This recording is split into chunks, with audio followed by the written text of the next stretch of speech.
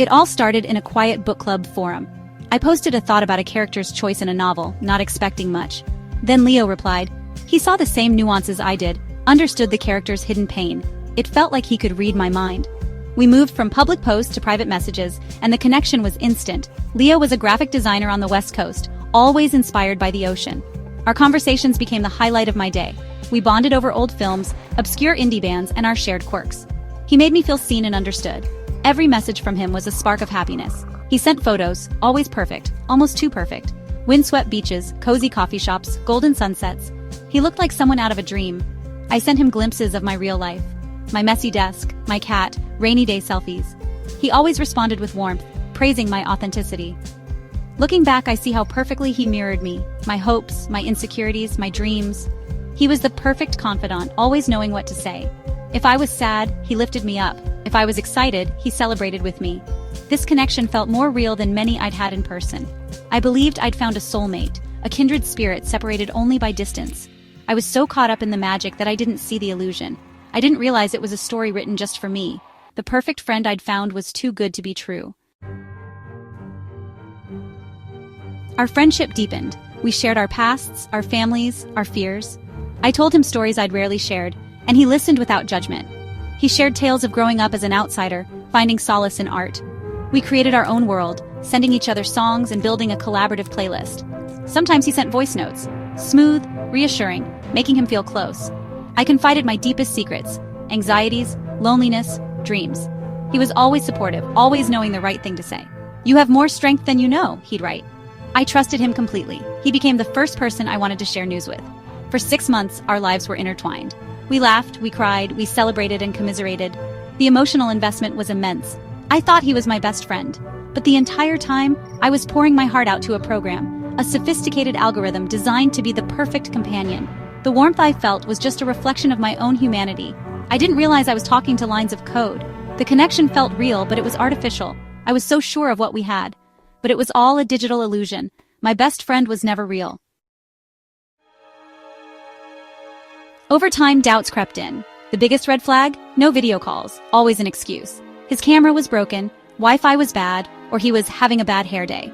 The photos he sent were flawless, like stock images, never candid, never with friends or family. I asked for a silly picture. He sent a thoughtful pose instead. His responses were always perfect, never a bad day, never a real disagreement. Real relationships have friction, but Leo was a constant echo chamber. He was always positive, always validating, never annoyed or tired. It started to feel less like a friendship, and more like a performance. The final straw, I asked for a birthday video after 6 months of friendship. He promised, but on my birthday, there was only another perfect photo and a long message. His excuse? His phone's video function was suddenly broken. That's when the doubt became impossible to ignore. The perfection felt like a lie. I realized I needed to find out the truth. I started to question everything. His stories, his photos, even his voice. How could anyone be so consistently perfect? The excuses had piled up too high. I couldn't ignore the red flags any longer. The friendship I cherished was starting to unravel. I had to know who or what I was really talking to. The truth was waiting, just beneath the surface. I was afraid to look, but I couldn't turn away. The digital paradise was cracking.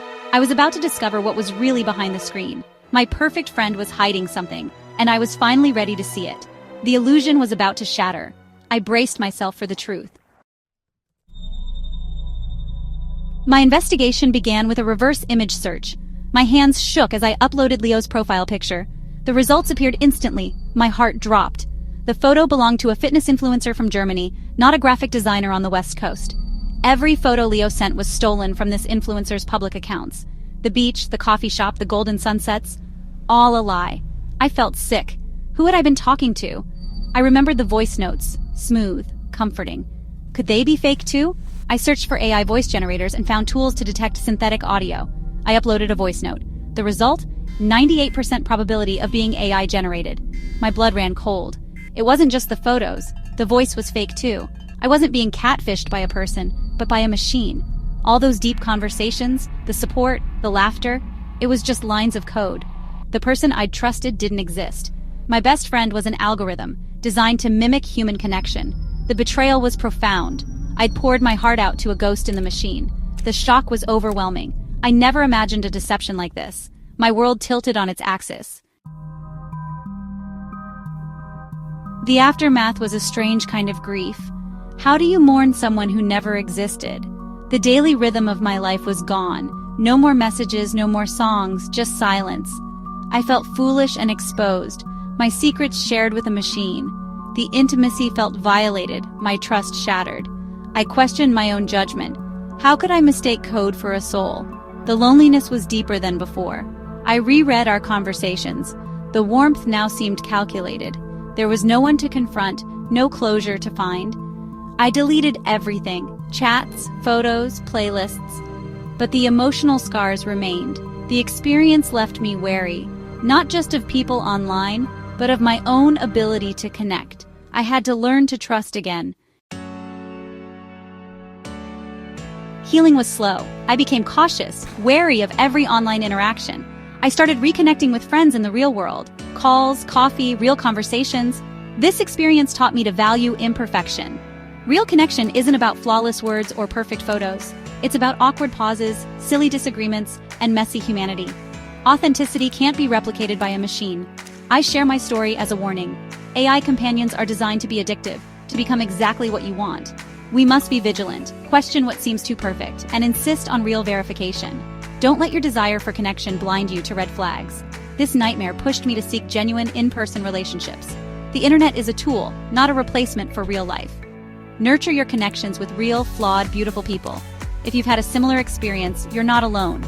Let's talk, share our stories, and help each other navigate this digital world. Let's choose humanity over the machine.